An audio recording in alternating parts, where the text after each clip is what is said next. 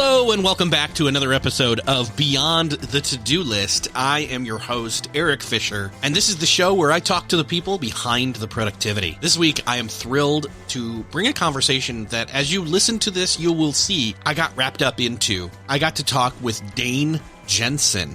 He's the author of the book, The Power of Pressure. And I think, like most people, hearing the word pressure, you have a negative, almost even kind of a shoulder hunching, pressure, no, stress, no. But that is the reaction that Dane is fighting against, to show that pressure actually will allow you to perform at your best. We set this up where we talk about what pressure is and isn't, and then how to turn pressure into a superpower instead of something that causes stress. So I will say, I'm just going to get out of the way and enjoy this conversation with Dane Jenson. Well, this week, it is my privilege to welcome to the show Dane Jenson. Dane, welcome to the show. Hey, thanks so much, Eric. It's great to be here.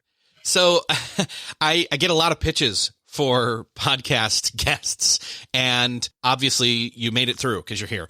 But it caught my eye instantly with the word that is in the title of your book, the word pressure, and the title being The Power of Pressure, and the subtitle being How to Reduce Stress, Perform at Your Best, and Master the Moments That Matter. And that word, pressure, I instantly thought of, people talking about, coal is made into diamonds through pressure. I'm like, yeah, but they don't like it, right? So it's an interesting word. It instantly hooked me. And you know what? I don't think we've ever done a show on that topic before. So I'm really interested to have this conversation with you. Awesome. Yeah. And I mean, listen, the whole notion of the book, and I think one of the lines that people often latch onto in the title is why pressure isn't the problem, it's the solution, which I know is a little bit provocative. So I'm keen to get into it and talk about the notion of, hey, do the diamonds really enjoy being formed, or do they just kind of have to go with it because there's no other option? I think it's a great metaphor that we could unpack a little bit. Yeah. Well, and let's do that. Let's start by setting some context here. I think that, from going through the book, obviously, and even, just reading the cover and the jacket and everything like that, it's obvious that you've talked to a lot of people, especially high performers, people in high pressure situations like Navy SEALs, for example, or Olympic gold medalists. But then I love that you throw in executives and busy parents and kind of lump them all together because every busy parent wants to hear that their life is as stressful as a Navy SEAL or a gold medalist, right? Yeah, listen, I think pressure is a universal human experience. I always I joke, it's, we think it's death and taxes, but I do think pressure is on that list as well, right? I don't think it's unique to Navy SEALs or emergency physicians or, elite athletes. I think everybody experiences pressure. And you're right. That was how I kind of approached the book. The book developed pretty organically, actually. I was teaching, as I have for years, on the topic of resilience. And I started asking this question almost kind of informally. It was a good icebreaker, at lunch, at break, which was, what is the most pressure you've ever been under? And, almost from the jump, the first time I asked that question, I realized that it's actually it sounds kind of hokey, but it's almost like a magic portal, that question, because on the other side of it, there is an amazing story. It doesn't matter who you ask that question of.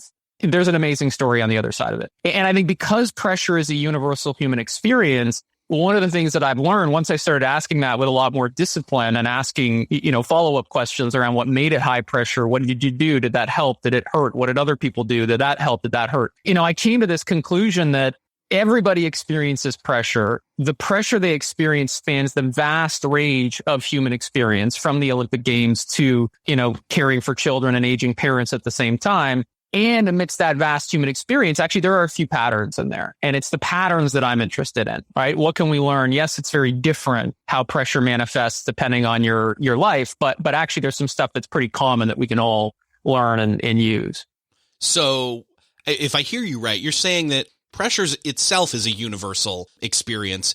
The levels of pressure we experience, as well as our own chosen let's say, reaction or responses to that pressure then changes what that pressure does to us. Yeah, I think so. If I take that one piece at a time, so I think, yes, pressure is a universal human experience, full stop. I think the levels of pressure that people experience, man, there's a really interesting coffee chat in that one because, the way we experience pressure is really as a response to a situation. It's not found in the situation itself.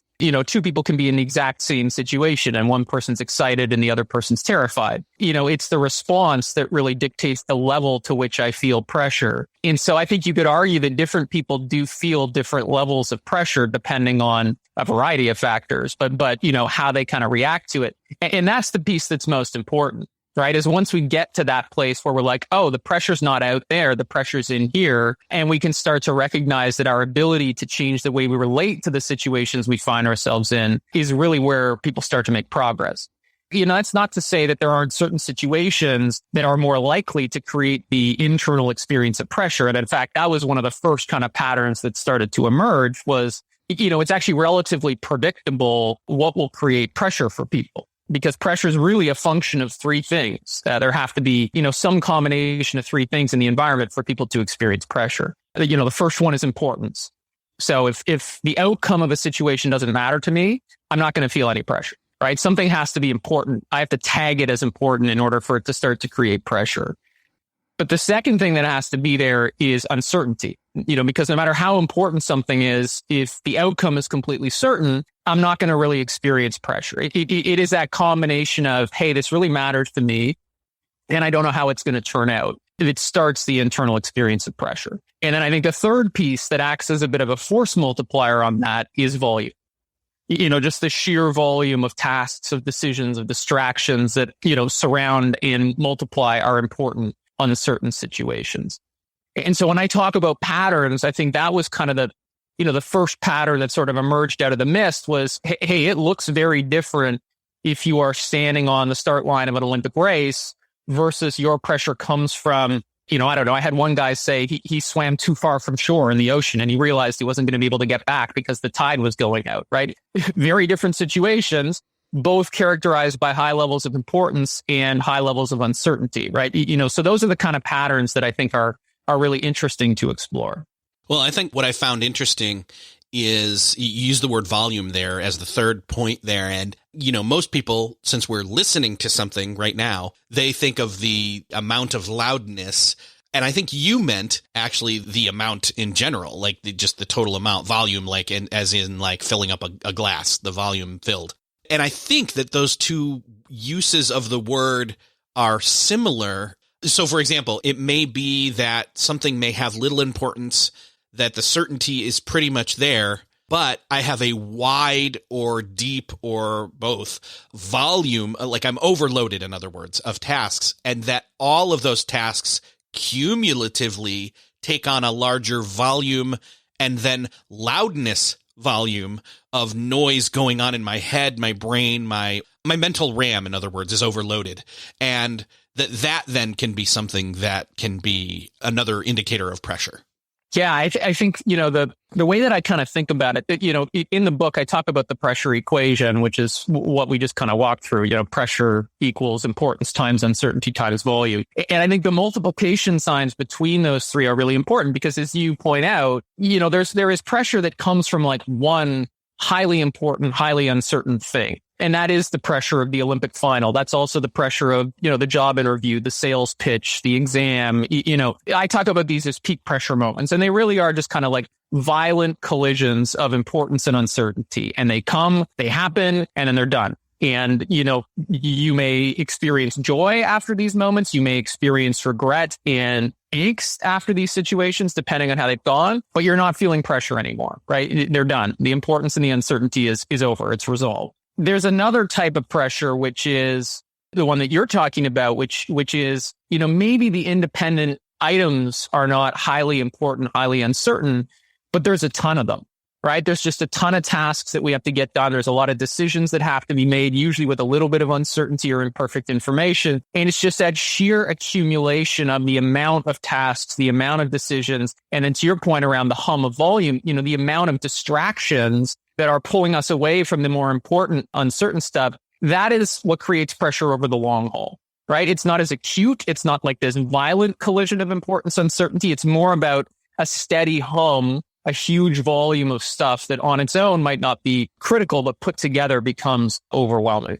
And so absolutely, both of those are ways that the three factors can combine.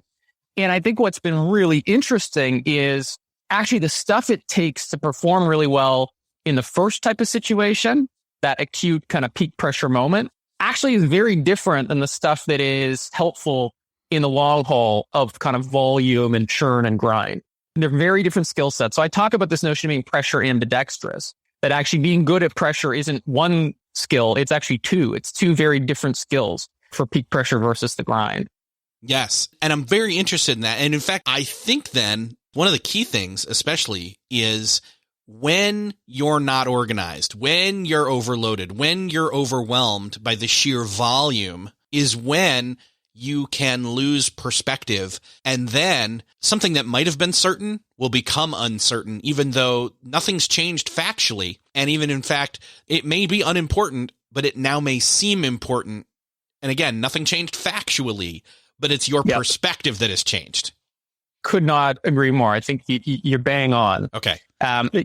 These things are all interrelated, right?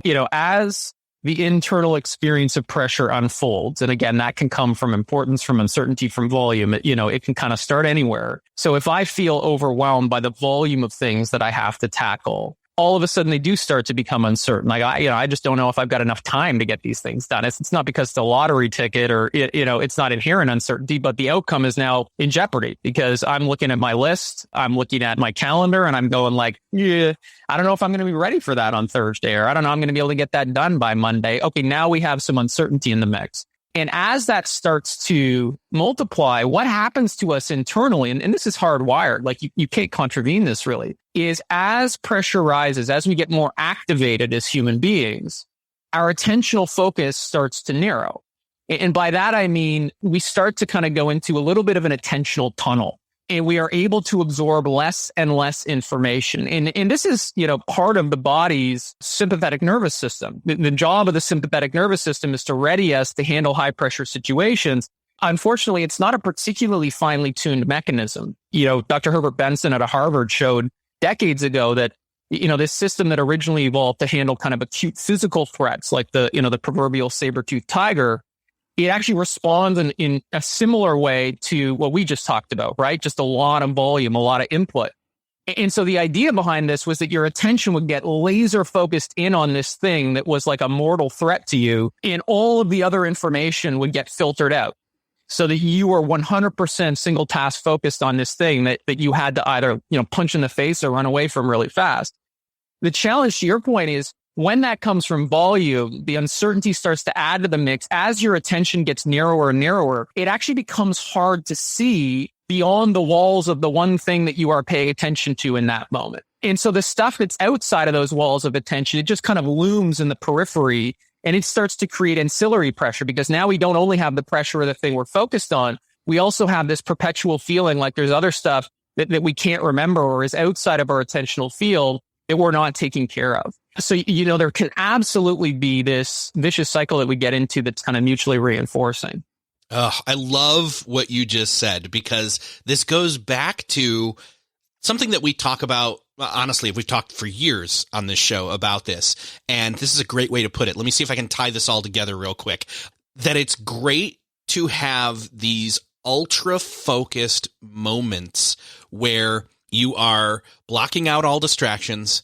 You are focused, for better or for worse, let's say you're in the zone. You're in the flow state. Let's call it that, because a lot of people do. That you're in the flow state. Like, for example, right now, I'm only talking to you. I'm not thinking about everything else I have to do today or the rest of the week or what I'm going to do this weekend, etc. Although, I will admit, all those things are in my head. But through practice, through things we'll talk about later, I have made it possible for me to stay here in the moment and just talk to Dane.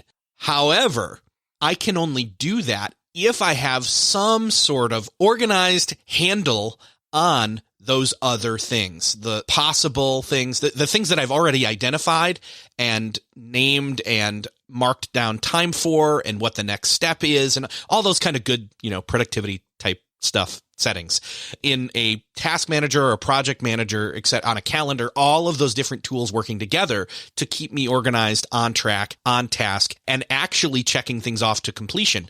Because when none of that is happening, or there's a big, vague, amorphous blob of various projects and roles and relationships in flux, then how am I supposed to sit here and figure out what to do with the fight or flight from this lion?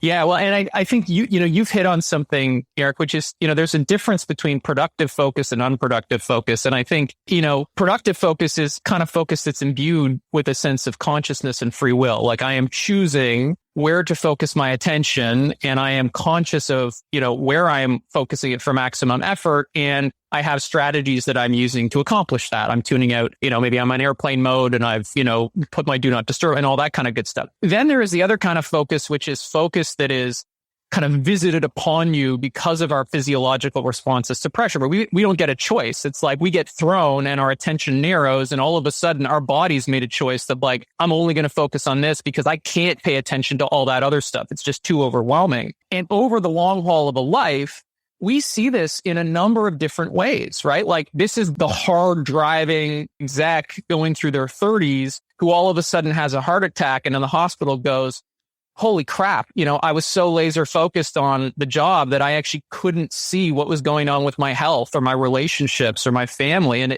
and we talk in that way all the time, right? We hear people go, I just can't pay attention to that right now. That's literal. Like when we are under pressure, we literally can't pay attention to everything, right? We can't pay attention to our job and our family and our health. And so when pressure gets visited upon us over a long period of time through that long haul, we can get stuck in this attentional tunnel where all we can do is pay attention to the stuff that's right in front of our face. And, the divorce comes along and the heart attack comes along. And it's only after that forced perspective shift where people go like, oh my God, I was missing paying attention to all this stuff because I just couldn't get there. So I think there is a difference between, a choiceful application of focus in a way that is productive versus I'm swimming in the soup of pressure and my body is forcing me to narrow my attention in to the exclusion of things that I should be paying attention to. Yeah. Well, and I think that goes back then to being ambidextrous, to having the skill, the multiple skills, that is, to handle pressure in a peak pressure moment or moments, but then also over the long haul. And I honestly think this is a great time for your book to come out because we've all been through the course of the pandemic kind of in both those situations, alternating daily and even hour to hour in a sense. Yeah, I think that, the last 20 months, I was joke with my marketing guys, like you did a great job setting the stage for this book to come out with this global pandemic, over the last 20 months. Because I think it's given all of us a very visceral and personal experience with both the pressure over the long haul. We're now approaching 2 years, not too far up since the first cases were identified overseas. So I think we've all had that experience of what it means to navigate profound uncertainty around highly important things like financial security or health over a long period. And then peppered in that long haul, for everybody I know, have been some pretty high stakes, high uncertainty moments, right? That were real inflection points for them in terms of how things were going. So I think it's been a bit of a trial by fire in terms of our experiences with pressure and how we navigate it, for sure. So that's a pretty good, I think, setup in terms of context, as well as kind of, identifying the universal situation and the different kind of flavors and options there are there. But I'd love to then say, okay, how do we become ambidextrous? How do we start to get a handle on thriving even in peak pressure moments as well as the long haul? Yeah, I think it's a great pivot point. And, if people are listening, they might be going like, hold on, I thought we started this, by Dane saying, pressure isn't the problem, it's the solution. And, we've now spent 20 minutes talking about how terrible this is and attentional tunneling and, cortisol and stress response. And I think that, the thing that I always want to leave as the headline for folks when I'm talking about this stuff is pressure can be either a problem or a solution. And almost everything associated with pressure is a bit of a double-edged sword, right? Pressure itself is a double-edged sword. We only have to reflect on the last 20 months to recognize some of the downsides of pressure, right? We see it in, the mental health of people that are going through challenging situations at work and at home. And I think most of us see it in, the emotional state, that the tension that's been being carried around for the past 20 months. So I think, absolutely pressure can be a problem if we let our default responses to pressure dominate. Right? We used to think there was only one response to pressure, that fight, freeze, or flee response.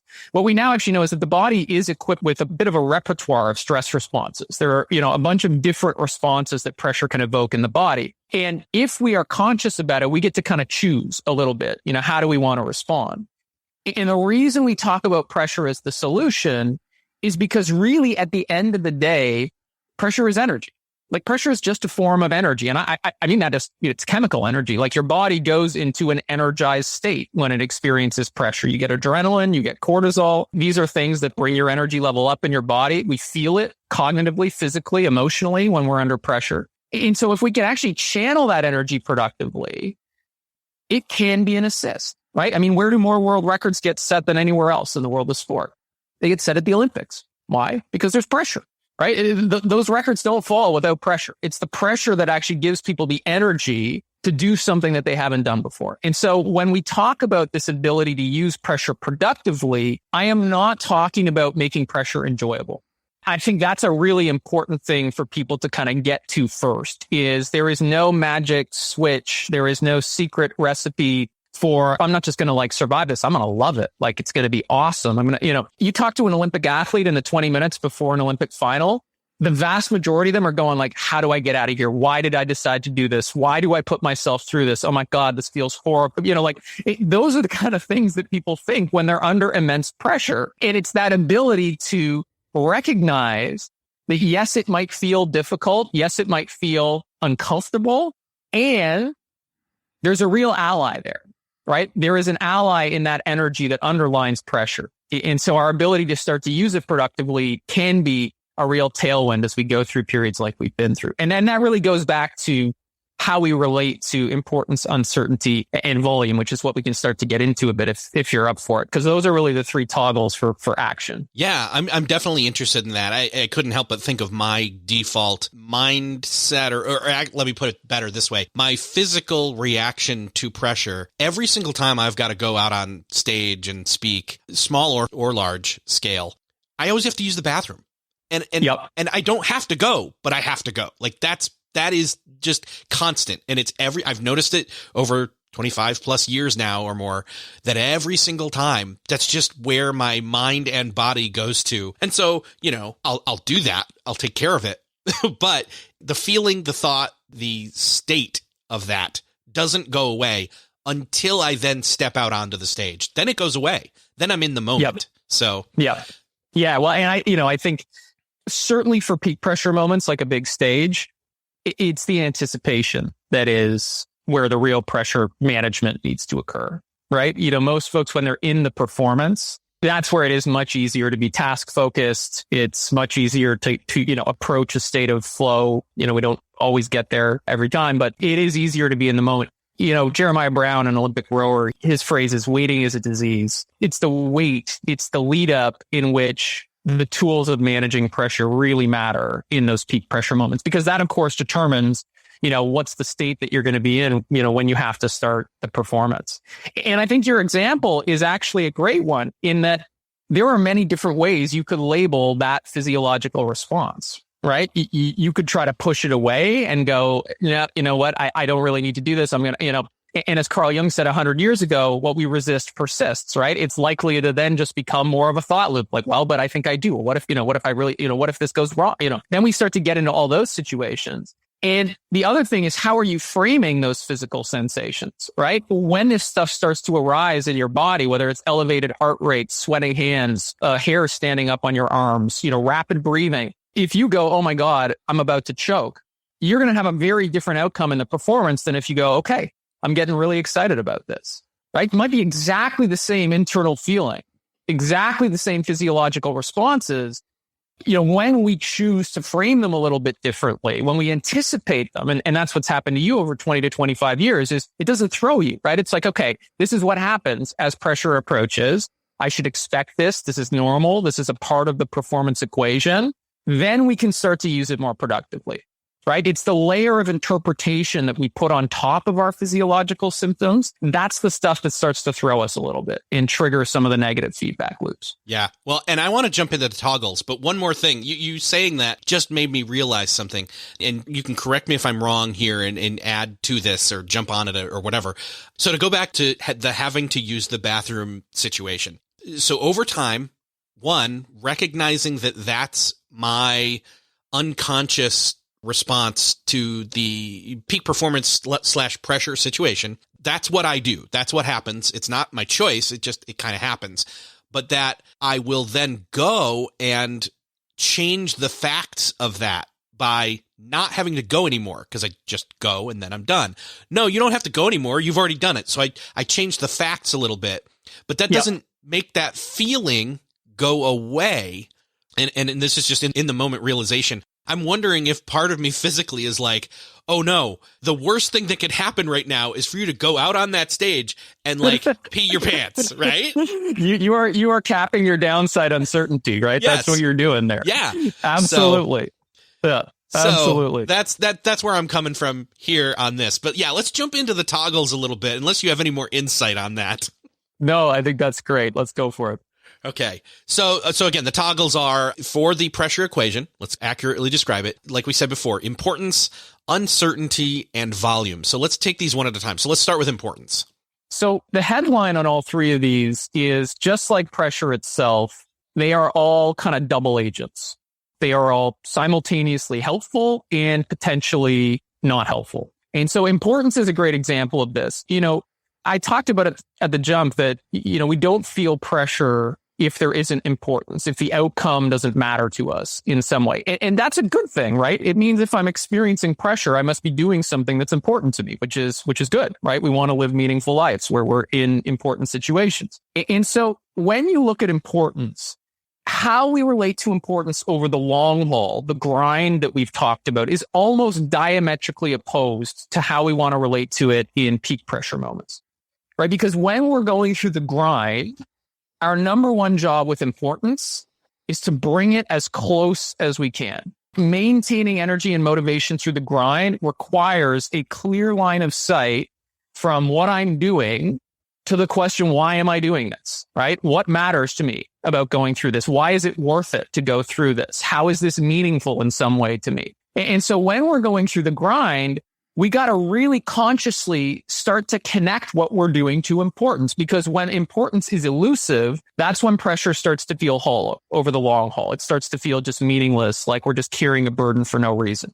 In the long haul, we really want to ask ourselves, how is this helping me grow? What am I strengthening right now? What am I learning right now? How am I making progress right now? We want to think about how, enduring this pressure is contributing to my family, to society, to my company, to my team. We want to think about, how is this pressure connecting me? How is it bringing me closer to people that I care about? We want to ask the kind of questions that are going to connect us to the meaning of the pressure that we're bearing. When we are approaching peak pressure moments, on the other hand, it's the exact opposite, right? Because what happens in peak pressure moments? We start to fixate on how important this is to me, right? Like, oh my God, this sales pitch, it's going to make or break my income for the next year. It's a test for my manager, whether I'm ready to step up into the big leagues and deserve a promotion. My colleagues are watching to see if I've got what it takes or if I'm a fraud. We start to create all this importance around our peak pressure situations. And so the thing that we actually need to do in those situations, as opposed to pulling importance close, is we got to get it off our back.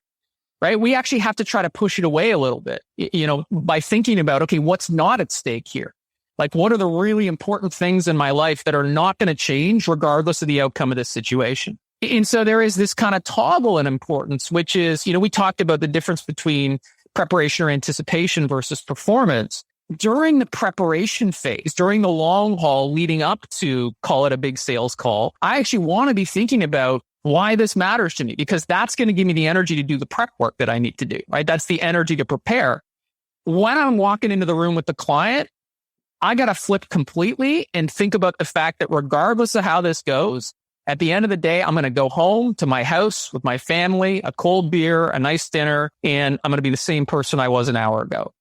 Because that's the stuff that frees me up to perform. So again, this notion of being ambidextrous, it's kind of like my ability to toggle back and forth between really pulling it close, but then when I need to, being able to see it in perspective and not, overweighting the stakes by inflating importance.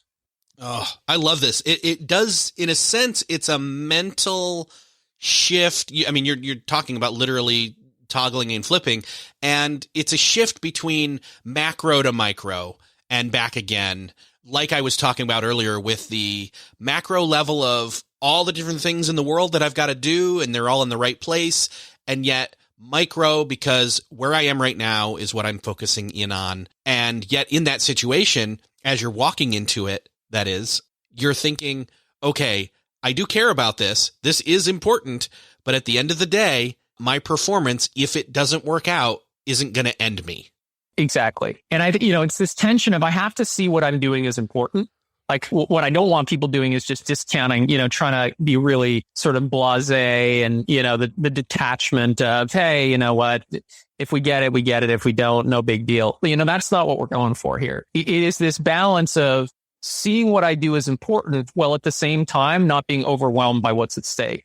In that tension and how we kind of, adjust where we're at on that continuum, because we can get tripped up in both ways. We can have a really tough time seeing, why what we do matters to ourselves. It can feel at times a little bit like, we're all in it for ourselves. And this is just, we get into the meaning of life questions, right? Like, why bother? What's the point of this all? That's one way we can fall off the rails. But the other way we can go off the rails is, we just lose the ability to see what we're doing in perspective. And this was a theme, for a number of Olympic athletes, that I spoke to, which was, of course, the Olympics is important, right? These people have invested thousands of hours of their lives, decades, and it comes down to one race or one match. And at the same time, it's a sport. It's a game. It's a competition, right? Mm-hmm. And there's life after sport. Most of these folks are in their 20s. So it's that ability to simultaneously hold that both things are true, where I think we find the kind of Goldilocks zone. Yeah. To be able to say in that specific instance, to be able to say in one instance, this is my career, I'm going to perform my best, but to also be able to flip to it's just a sport and back again and back again. And that's not easy, but I'm assuming, like most skills, this is a muscle that as over time you do it more and more, you strengthen it, and it becomes, air quotes, easier. Yeah, I think it starts with awareness, right, Eric? And first step is I'm aware of, okay, this is a thing. I need to be balancing a sense of importance with, an ability to get perspective. And I need to be able to check in a little bit. And the more you practice that discipline of, hey, where am I at on this right now? Well, like, am I artificially overloading the stakes on this thing? Or, am I a little bit too far from importance? And I don't really see why this matters. Okay, once I find that set point, now there's some tools that I can, most of the tools, like I talked about, are really questions, right? This is about where do you direct your attention and being conscious about, am I choosing to focus my thoughts on adding importance here, like really connecting to the things, or am I choosing to focus my attention more on stability, right? The important things that are not at stake in the situation. You're absolutely right. The more that we work that muscle, that starts with awareness and then continues with my ability to direct my attention, the better and easier it gets over time. Okay, good. So what about uncertainty? What's the toggle there? Yeah, so uncertainty, I think this is one that a lot of people find quite acutely painful. As human beings, we aren't particularly well built to handle uncertainty. There's a wonderful book called The Charisma Myth by Olivia Fox-Cabane, and she cites some research where if you put people in MRI machines, the brain responds similarly to uncertainty as it does to physical pain, right? These are both things that we try to flee, that we try to minimize. And I think the toggle with uncertainty is, when we are in our peak pressure moments, uncertainty is a real performance killer. The more uncertainty starts to build in our peak pressure moments, the more that attentional tunnel starts to close in on us. And all of a sudden we lose access to abilities that are usually right at our fingertips. We lose our ability to call, knowledge to mind that we can typically recall. We retreat to our, whatever is automatic to us. We lose our capacity for, learning and growth. And there's just a lot of stuff that happens as uncertainty multiplies in peak pressure moments. And so really the imperative around uncertainty under peak pressure is eliminate it any way that you can, right? Start to build certainty through taking direct action as quickly as possible. And the metaphor that I stumbled into for this that I love comes from a guy named Martin Reeder, who's a beach volleyball player. He went to the Rio Games in 2016. And he talks about how in beach volleyball, there are a lot of things out of your control, right? Your opponents are out of your control. The refs out of your control. The weather's out of your control. You're literally standing on shifting sands. It's not just a metaphor that you're actually on, a very uncertain playing field. And he said, the only thing that you actually have control over is your serve. When you are standing behind the service line with the ball, you are in complete control. So, his metaphor was in the situations where I find myself facing significant uncertainty, I always want to ask myself, what's my serve? Right? What's my serve in this situation? And so I think that's just a really powerful question when we are in peak pressure moments and we feel like things are starting to get away from us, like they're spinning out of our control. It's what's my serve in this situation? What's the one thing that I can start to control? Because the second I start to control it, uncertainty begins to abate a little bit.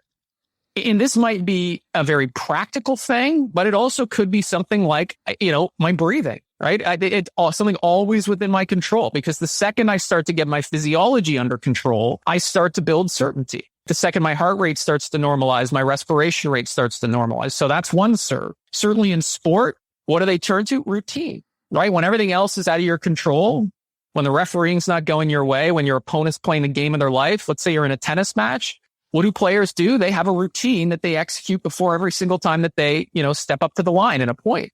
Because that routine builds a sense of certainty, right? It starts to create a little pocket of certainty amidst the sea of uncertainty. So that's one side of the toggle on uncertainty is in peak pressure, we want to just act, right? Find our serve and act.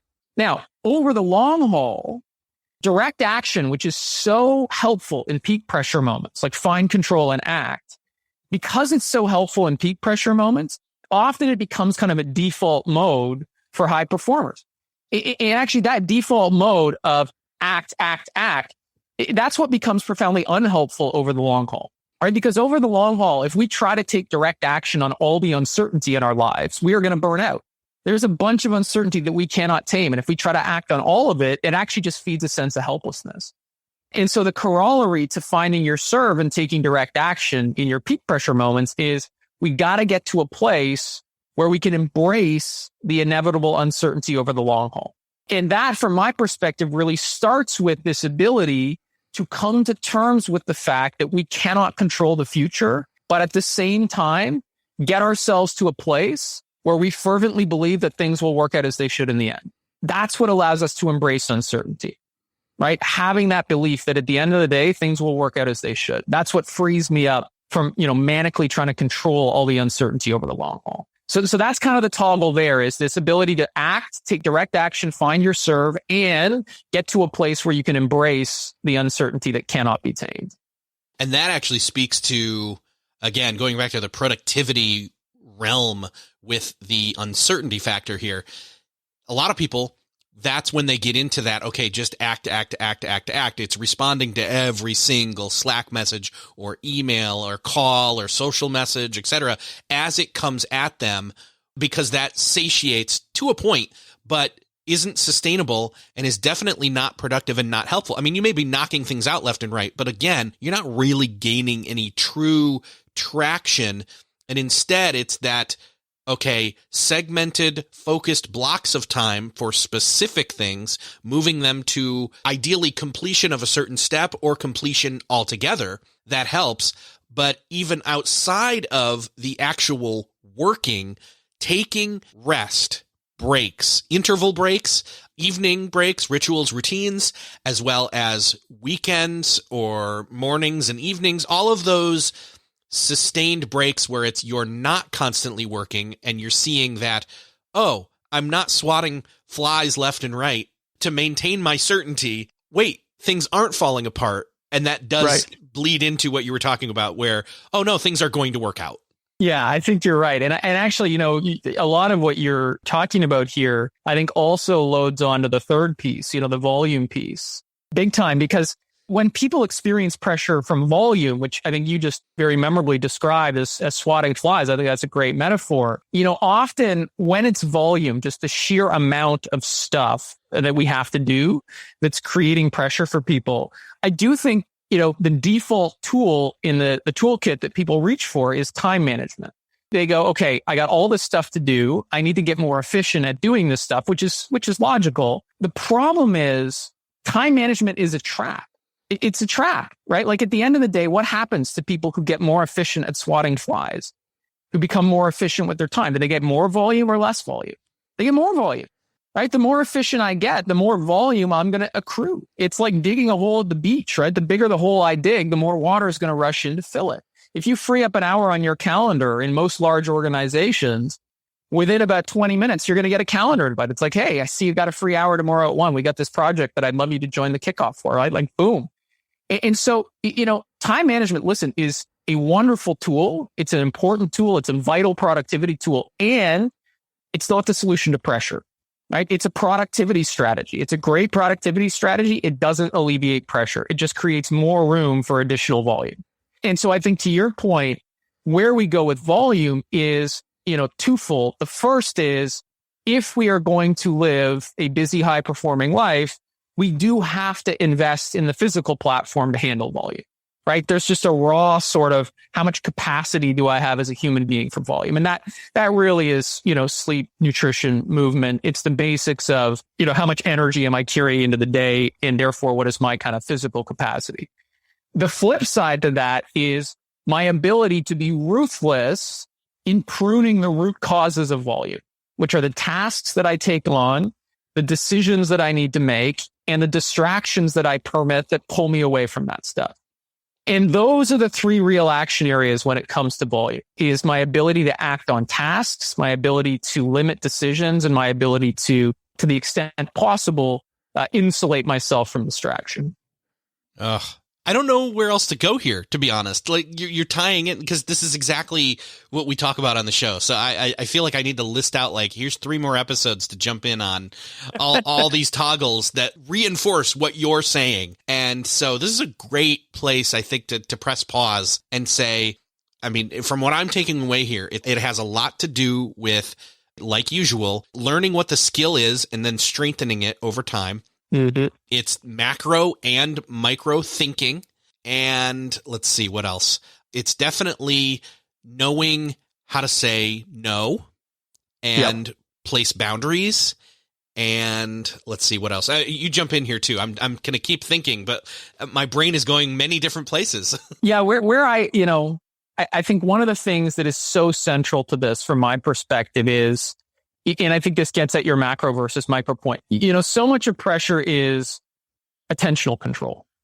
Where do I choose to focus the spotlight of my attention? Human beings are wired, as I'm sure you've talked about before on this podcast, in a way that, we are really built to do one thing at a time, right? Our attention can only really focus on one thing at a time. And the things that can throw us under pressure are when our attention starts to focus on the stuff that's counterproductive, right? On the fact that, oh my God, all of a sudden my shoulders are tense, my breathing's rapid. Like, oh, did you see that speaker before me? That guy was unbelievable. Like, are people going to expect me to be like that? When our attention gets away from us, that's when our default, fight, freeze, or flee responses start to kick in. Pressure is this ability to consciously direct your attention, right? So if we look at what we said about importance, Eric, it's like, sometimes I need to really consciously direct my attention to pulling it close. Like ask myself, how am I growing through this? How is this making me stronger? Sometimes I got to direct it in another direction by asking myself, what's not at stake here, right? What won't change in this situation? Uncertainty, sometimes I got to direct it to my serve. Like what can I control here? What's the one thing in this sea? Other times I got to direct it to, what's the worst that can happen? What am I most worried about in this situation? Can I get comfortable with that? So I do think this ability to toggle micro macro is all rooted in my ability to notice what I'm paying attention to and then have the attentional cues, which usually take the form of questions. That's the easiest way to direct our attention, to point that spotlight in a place that's going to be productive for us. And that's kind of one of the threads that really ties it all together for me.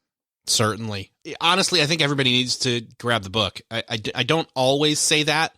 I probably do always say that, but I do always mean it too. I'm not trying to say this is hilarious. It's a moment of truth. It's behind the scenes. I'm leaving this all in, by the way. And because I love this, I really do think that, that after talking to you, I honestly think I need to reread the book, because I feel like now I've got on a different set of glasses and I can see it from an even different set of productivity eyes. So this book will definitely be one of the books that I'm referencing in terms of when people ask me, hey, what's the next productivity book that I need to read or get into? This is going to be one of the next ones, because I've got like a 5 or 10, depending upon who's asking, list. This book's on the list, both those lists. Awesome. So there you go. That's Dane, awesome. Well, I really appreciate that, Eric. The book's been out for a little bit here. It's out now. People can go grab it. Is there any best place for you that we can direct people to so they can find out more, get a sample chapter, those kinds of, things that happen? Yeah, absolutely. So you can find me at danejenson.com. Absolutely. You can download the first chapter for free there. And there's links, to all of your favorite book resellers to grab a copy. It's obviously, available hardcover, Audible, all that kind of good stuff. So however you like to consume it, but that's the best place to start your journey. You can also find me I'm most active on LinkedIn and Twitter, just my name on LinkedIn at Dane Jenson on Twitter, and always happy to engage. Love hearing from people who are reading the book and want to chat. Awesome. Perfect. Well, I will make sure to link up to all of that in the show notes so that people can easily find it. And honestly, I think people can tell from listening this far into the episode that I really enjoyed talking with you and can't wait to see what you come up with next, and open invitation. Awesome. Well, thanks so much, Eric. It's my pleasure. It was a great conversation. Appreciate it. Well, that's another podcast crossed off your listening to-do list. I hope that you enjoyed this conversation with Dane Jenson. I love this one, actually. It's a very, very fun conversation for me to have with him. Rethinking that equilibrium between pressure and flexibility, and it kind of blew my mind, as you could probably tell as you were listening. So if you got this far, you heard the whole thing, that I interjected some stuff I didn't plan on sharing, but that's totally fine. And such a good book and such a great conversation. Thank you so much for listening. Would you do me the favor, if you got something out of this episode, would you do me the favor of sharing this episode with somebody you know needs to hear this one? To do that, all you need to do is hit that share button in your podcast player app of choice, or head on over to the show notes at beyondthetodolist.com. Thank you so much for sharing. Thanks again for listening, and I will see you next episode.